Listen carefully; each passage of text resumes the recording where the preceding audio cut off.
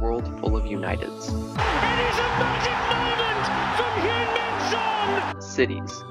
Through to Lucas Moura! And Rovers. Harry Kane! Oh, what a goal! There is only one Hotspur. It's glory, glory, Tottenham Hotspur! Hello and welcome back to the One Hotspur podcast.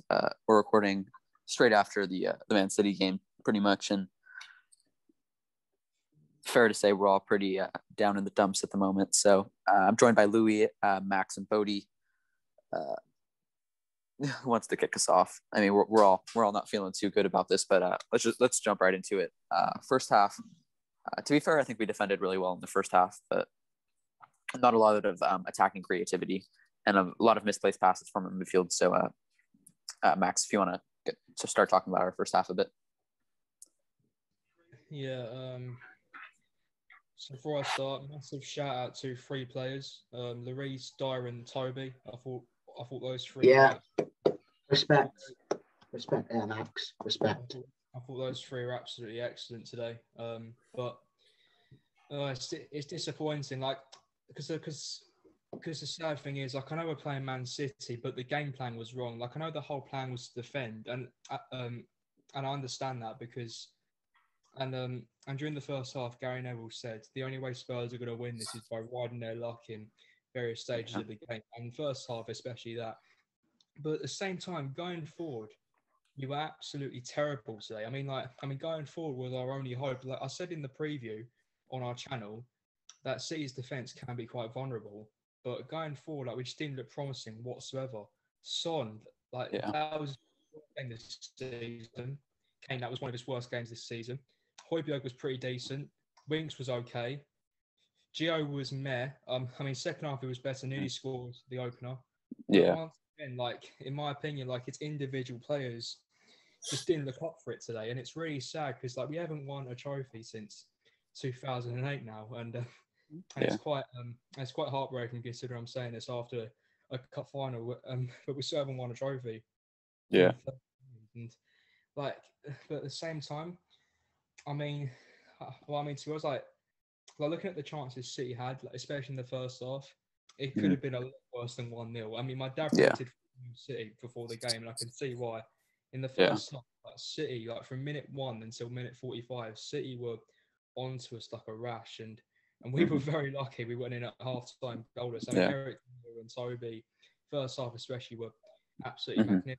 But the second half, like, it was coming eventually. I think second half we started a lot better. Second half we looked more promising.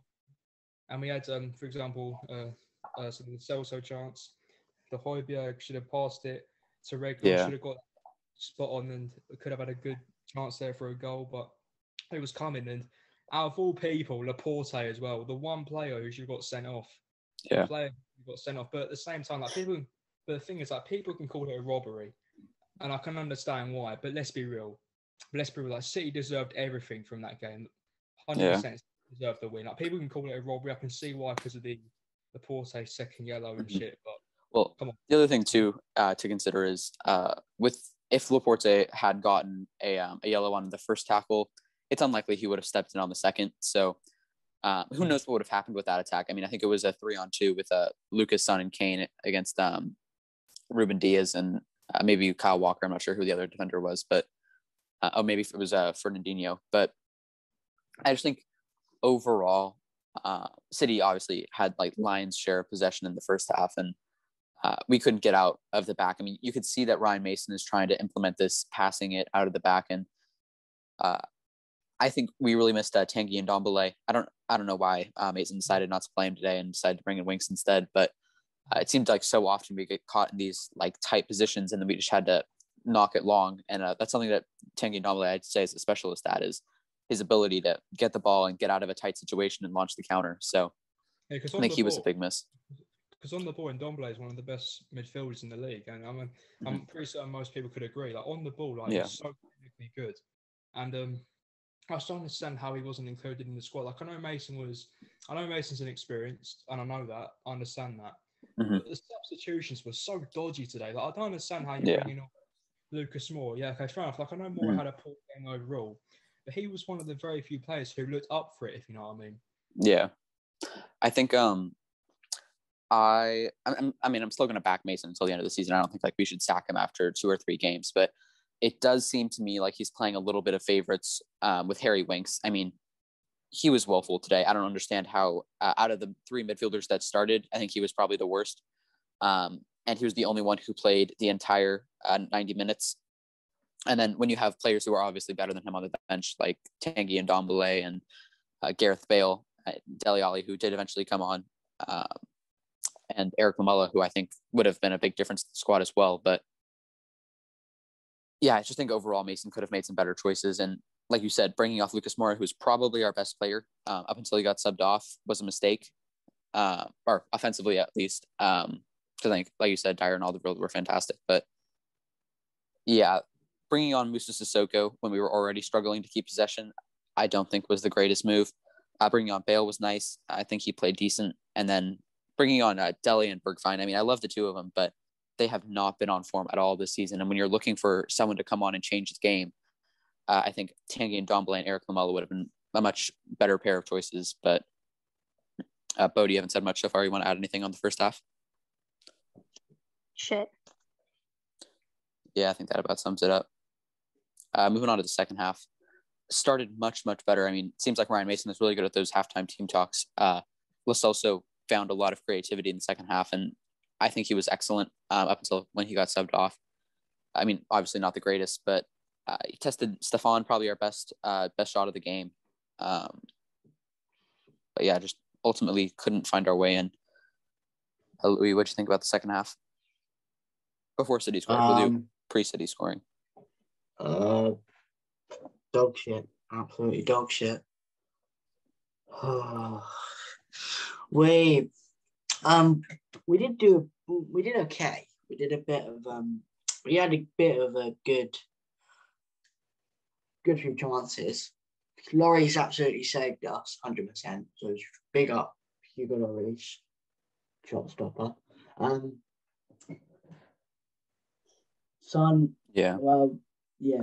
To be fair, and then obviously Sergio, obviously Aguero, no, and then Aurier did that stupid tackle that won the free kick. Shouldn't have done that, to be honest. Something else to consider there, though, is I feel like the tackle right before that, when Sergio Reguilon was breaking and Kyle Walker totally took him out from behind, and then I think it was on that same attack that City countered on, and Aurier goes through, I think it may have been Foden's back, and the ref gives them a foul. I think the ref was absolutely woeful today. Oh my God. It's no excuse. Kyle Walker's such a villain. Yeah, not a fan of him. This is why I hate Kyle Walker. Well, I mean, it's not his fault that the ref didn't call the foul. I mean, he was being tactical, but the fact that a free kick wasn't given to us, and then essentially the same thing happened, and a free kick was given to them, and then they win and score off of that free kick from the player who probably shouldn't have been on the field based on fouls that weren't called. Yeah. However, we were saying before the pod, like, if he had gotten that first yellow card, he probably wouldn't have stepped in on the second chance to take down Lucas. But who knows what would have happened with that attack? I think it was a 3-on-2, but with Lucas, Kane, and Son against maybe Ruben Diaz and Cancelo. But yeah, Bo, do you want to add anything on the second half? Yeah, I mean, the second half was a huge improvement to the first, but still dog shit. I'm not going to call names because I know I'll just piss people off, but for the most part, pretty much all the team, except for maybe Kane, Højbjerg, Lloris, and Moura.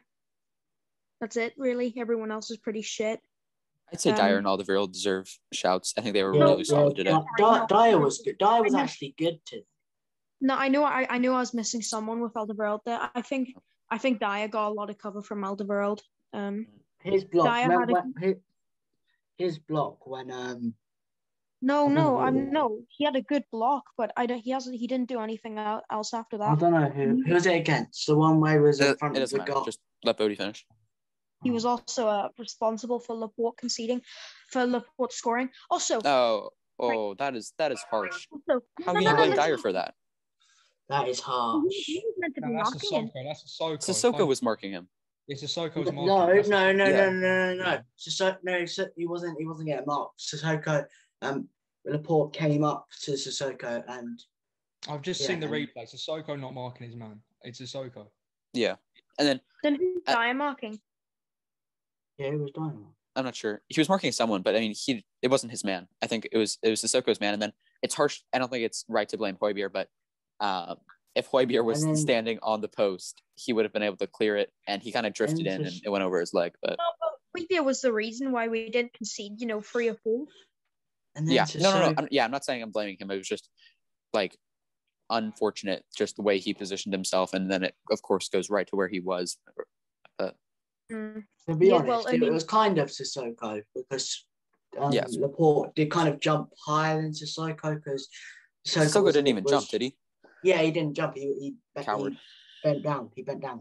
And then he gave a free header, and Laporte jumped as high as he could and headed. Such a Spursy thing to exactly have the player who should have been sent off score the winner against us in the cup final, which would have been our first trophy in 13 years. The most frustrating thing about this game, is that like most of the players didn't even turn up. We didn't even do that. We beat Chelsea on penalties and 2 championship sides to get to the final, and we come Stoke and Brentford. Yeah, and we come here and we don't even turn up. Like, I know it's Man City, but at the same time, like, I don't care if it's Man City. I don't care if it's Man City. Like, I don't care how good the opponent is. Like, we come here and we haven't even turned up. I mean, the whole time, like, it was a whole negative approach from minute 1 till. Well, to be fair, I think that was Mourinho's tactics in full display there, and it's just you can't turn around in 6 days. I think it was 6 days. You can't completely switch the club's philosophy and all the players' like tactics in 6 days from Mason. So I think he tried, and it didn't come off. But looking forward, like we were saying, a lot of the players didn't show up. This summer, I think we need to get in whoever our manager is going to be, whether it be Nagelsmann, fingers crossed, or Erik ten Hag from Ajax. Don't let it be Eddie Howe or Southgate. Brendan Rodgers is. I don't think Brendan Rodgers will come in, but I know. Anyhow, we need to get whoever the manager is in rather quickly, I think, so they can decide what they want to do with the squad, and hopefully they sell a lot of our players. I think Kane will go. Will probably go I don't think back. I don't think Kane's going to go anywhere. I think the only reason Kane won't go is because Daniel Levy will do anything he can to keep him. Yeah, and he's on a contract, Bale will go. His loan will expire, and he'll leave back to. I think Bale will probably come back, to be honest, but unless they extend his loan or buy him permanently. Yeah, I think they'll extend his loan, but anyhow, I think just overall, we need a massive overhaul this summer. We won't get Eddie Howe. He's championship quality. Yeah, I agree with that. He got sacked from a club that got relegated before the season started. Yeah. And then they've got Jason Tyndall, who got sacked like 4 months into the job. Then they haven't even got a new manager. They've got flipping Jonathan Woodgate as caretaker manager. Former Spurs man. Actually, who scored the winner in our last ever. Imagine the scenes if, like, this is like an imagination. Imagine the scenes if Jonathan Woodgate comes back to manage Spurs, and then it would be been back in the cup final, and he would have scored he would have scored a winner at Wembley, and then he'd get to manage the team, and then maybe in like the last minute, maybe like Eric Dyer scored exactly where Jonathan Woodgate scored. That would have been funny. But yeah, I think we've talked just as much as we can handle about the City game. Anyone want to add anything before we No, I'm going move on to Sheffield? I'm Bodie? hungry. All right, here, let's talk a little bit about Sheffield United. So our next game, Sheffield United at home on Sunday. How are we feeling about this one? I mean, I think it's easy. I think it'll be easy because Sheffield's technically jinxed us there. You've just jinxed us. You jinxed it. I'm just saying, you. For God's sake. I mean, the weird thing about this season is that top 4 is still on, but then again, we won't get it. Oh my God! I've just seen the stats for the cup final. How people What? saying they deserve something.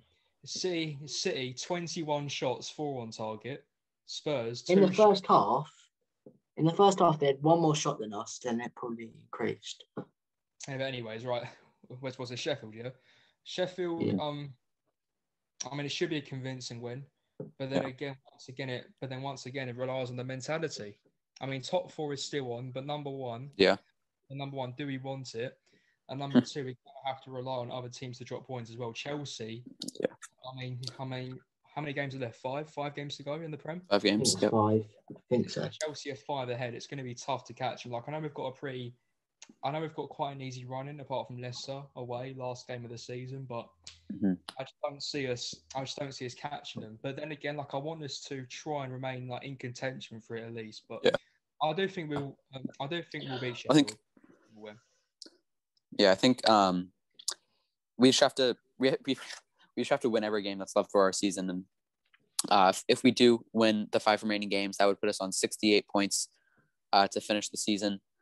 And so for that to happen, and for us to qualify for Champions League, Chelsea would have to drop 8 points in their remaining 5 games. And Leicester, who have 6 games remaining, they would have to only get 7 points in the remaining 6 games. So they would have to have a really, really big fall. But I think if we beat Leicester, I think Leicester is going to have a tough run in. I mean, their last 3 matches are Chelsea, Manchester United, and Spurs. So I think if they lose to Man United and they lose or tie against Chelsea, then it's all to play for in the final game with Spurs. And maybe we can nick Champions League there and actually catch Leicester instead of... Who's Buster? Leicester? But you said Buster. I said Leicester. Sounds like Buster to me. Okay, well.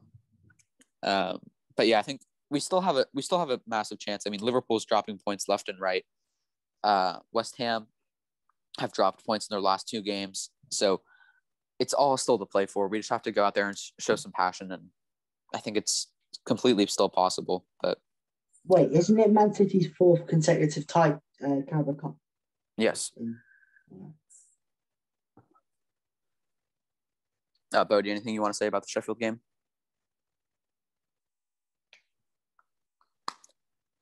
Well, take that as a no.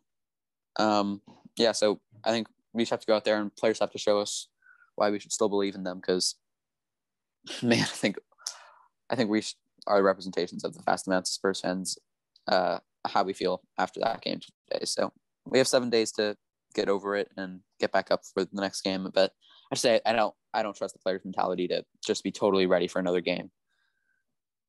But we'll see how it goes.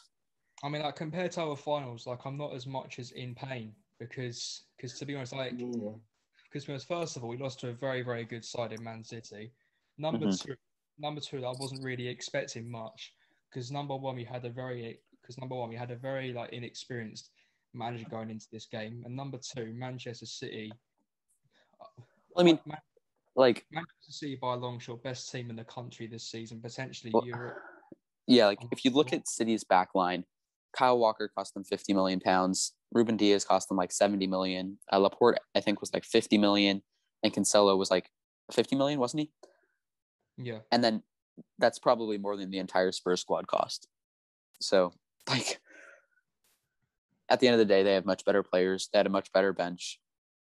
It would have been a miracle for us to have won. So I think the amount of fight that we did show was impressive. But Bo, do you want to add anything?